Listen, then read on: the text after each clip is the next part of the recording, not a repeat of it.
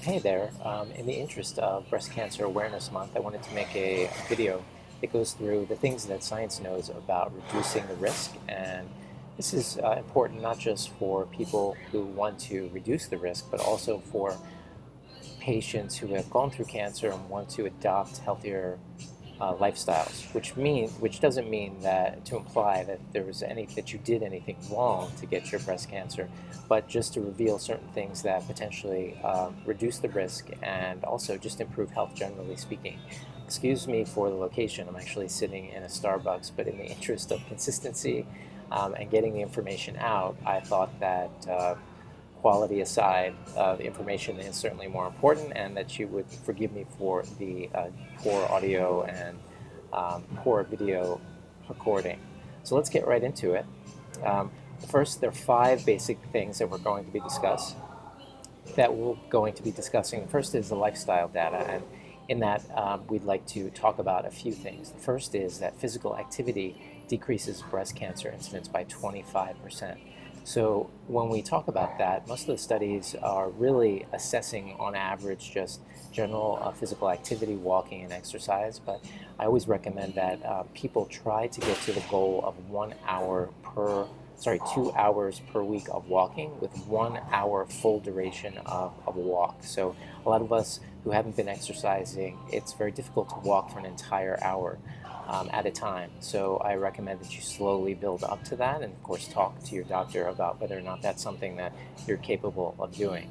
The next is weight loss. Weight loss is important, and the reason it's important is because the fat is not just sitting there, it's actually an endocrinologically active organ, which means that it's actually churning out things like estrogen that can have an effect on breast cancer. And so it's important to reduce the amount of body fat, your body fat percentage. That will reduce your incidence and risk of cancer. And it's been shown in studies that 15% of breast cancer cases are actually just associated with obesity. And so it's important to look at that and to assess it. If you're interested in pursuing weight loss in a very completely different fashion, then definitely join us in our Weight Loss Awakening group, which is a free private group on Facebook, and you can find us there and join, and it doesn't cost anything, and we have so many amazing members. We all support each other. Everyone's learning from everyone else. It's a really awesome group, and so we certainly invite you if that's something that you're interested in. All right, let's move to number two. Number two is micronutrients and vitamins. And if you take a multivitamin, then make sure it doesn't have folic acid. Folic acid is not the same thing as folate.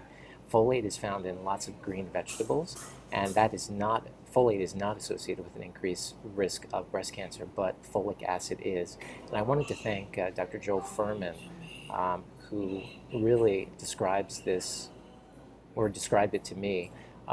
You can find him at drfuhrman.com online. He's an incredible resource for all this sort of information as well as weight loss. And I always like to tell people that of all the patients that I've had who have gone on disease reversal diets, his diet, which is called the nutritarian diet, is really had the most profound effect on people's health than any other diet out there. So his nutritarian diet is highly recommended. When it comes to vitamin D level, vitamin D is important when it comes to overall cancer incidence and risk. And so make sure you get your level checked. If you don't know your vitamin D level, you can actually get it on your own. You can order blood tests on your own. Or you can ask your doctor, of course. But if your doctor doesn't want to do it, just Google the self-testing of vitamin D. We all need to become our own advocates for health. And if for whatever reason you aren't able to get the vitamin D level done by your doctor, make sure you get it done. And you can do that on your own, again, because there are a lot of self-reported tests where you just do a finger stick at home.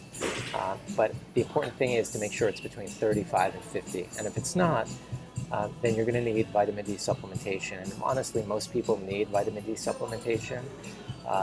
The Canadian Cancer Society recommends 2,000 international units per day of vitamin D, and that's certainly something that you could take without any risk at that dose. But it would be nice if you could actually get the level checked and see how it goes. The third is diet additions.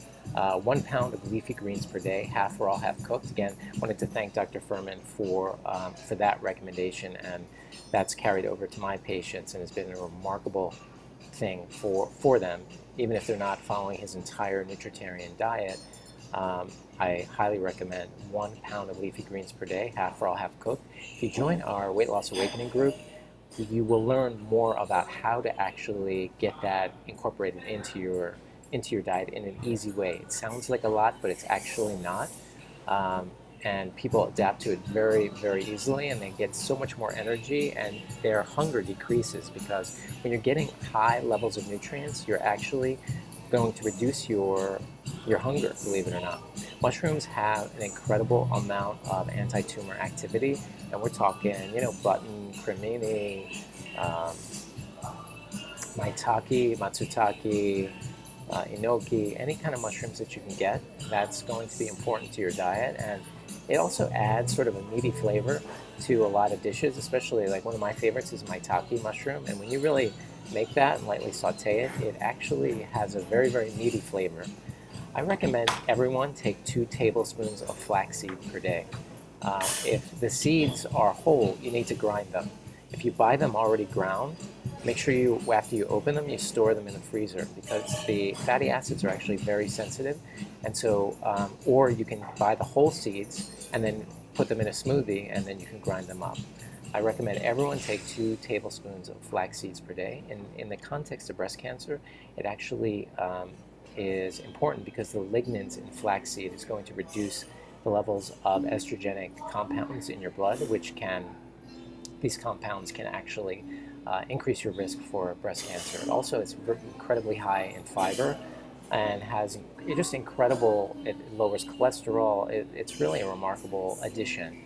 And how do you get that? You can put it in your smoothie, you can put it on your salad, you can add it to really so many different things, but it's important to get those 2 tablespoons a day. The next is 2 tablespoons of non-dairy probiotic foods, and we're talking about sauerkraut or kimchi or any other probiotic, any other fermented probiotic food, non-dairy. There's coconut kefirs and coconut yogurts, but not dairy, which I'll get into in a moment.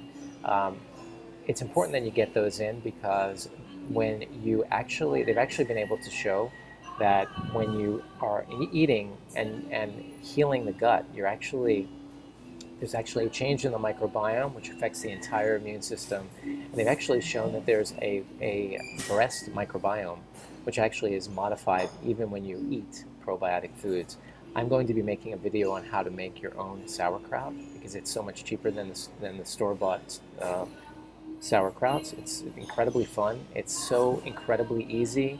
You'll be shocked at how easy it is, and it's something the whole family can do, and it just takes minutes. And I'll be making a video on that very shortly. Okay, number 4 is see the dentist, because periodontal disease is associated with an increased risk of breast cancer in postmenopausal women. And we're seeing this in not only for breast cancer, but for other conditions like heart disease as well. There's an increased incidence of periodontal disease in people with heart disease. So it's important to go see your dentist and make sure your teeth are in good shape. And then the 5th, which are the dietary subtractions, which I left towards the end because a lot of people don't want to make these subtractions, but they're very important. And we're talking about the first one, which is decreasing insulin levels by reducing animal protein and dairy. Both animal protein and dairy are what we call insulinogenic, which means that they raise insulin levels.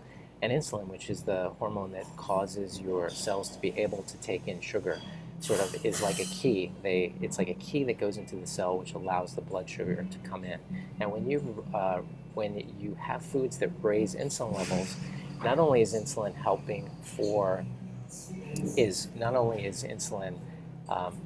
facilitating sugar into the cells, but it's also a growth hormone, which means that you have tumors hanging around, small tumors that might actually go away, or at least be attacked by your own immune system. What's happening is when those levels go up, they act as growth factors, and there's something called insulin-like growth factors, which is associated with these increased insulin levels, that is a potent growth factor. And so it's important to reduce these by reducing your animal protein and your dairy. Now, animal protein, a lot of people say, well, where are you going to get your protein? And you don't have to worry about that. If you're getting those 1 pound of greens per day, you only need 20 or 30 grams of of any kind of protein. But if you're going to go with animal protein, you only need around 20 or 30 grams per day. And that's like 1 can of sardines. That's enough animal protein for the day. If you're wondering what else to eat, again, you can join that group that I mentioned. We talk about that at length, or look at some of the other videos on this page. The second thing is to recognize the toxin load of animals. When you're eating a lot of animal products, you have to realize that the fat in animals is where the toxins are stored. And so if you're just buying store-bought meat, what you're getting a lot of toxins in the fat. And so if you're going to be eating animals, realize that these toxins are very bad for you, and buy high quality meat that is from a farm that is, if it's meat, grass fed and grass finished, but you need to know where your meat's coming from, because if you're just buying store-bought meat, you're getting a decent toxin load, which is going to increase your risk for all kinds of things, including cancer. The next is understanding the difference in cooking methods. So when you start frying foods or barbecuing foods, that char on the skin is a potent cancer agent.